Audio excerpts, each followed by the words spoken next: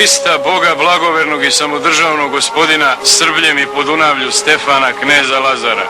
Da probam da ga nerazumnog urazumim. Da sklanja vojsku s Kosova, da beži, da se ne tuče, već da pregovara. Prvo, Levčanine, o glavi možda i može da se pregovara, ali o obrazu koji ima obraza ne može. A drugo, znam ja zašto ti nećeš u bitku. Ti misliš daleko je Levač od Kosova. A Kosovo će ti sutra stići u Levač. I jači od tebe su priznali tursku vlast. Koji jači? Kralj Marko, despot Konstantin Dejanović. Kažeš jači. A šta su oni uradili sa tom jačinom? Jesu li oni vratili Altomanovićeve zemlje? Ili ja? Ko je od poražene i raskomadane Srbije stvorio kneževinu koja bi, ako Bog da, uz Božju pomoć i našu slogu i snagu, jednom opet mogla postati carstvo?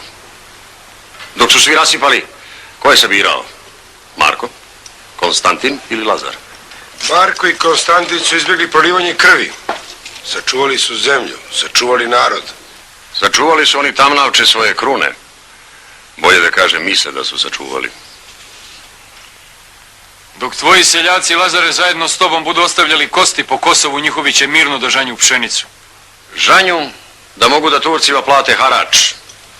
Mirno žanju da bi mogli mirno da gladuju. Od takvog se mira moramo braniti. I još nešto. Nemojte vi da mi pričate o seljacima. Nije vama ni do seljaka, ni do Srbije. Vama je svejedno da li će vam Levač, Braničevo, Tamnava ili Mačva osvanuti sutra u Ugarskoj ili u Turskoj. Vama je važno da vam je kruna na glavi. Zlato u kesije, suknu u sanducima. Dobro, što neće biti istina, kneže? Šta je istina, šta nije, ne dokazuje se ovdje, nego na Kosovu. Jeste li vi došli da se borite ili da pričate? Mi smo ovdje i došli da razgovaramo, vredi li ili ne vredi da se borimo. Nije pitanje hoćemo li ili nećemo da se borimo, nego hoćemo li ili nećemo da postojimo. A dolaziti Muretu pod čador, usput se klanjati njegovim konjušarima, berberima, kuvarima i konjskim repovima, a samom Muratu ljubiti skutu čizmu. Da li to za tebe znači postojati?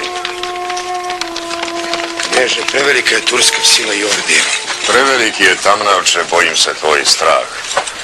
Ili se sve ovo gradilo i stvaralo zato da ga naš strah razgrađuje i rastvara?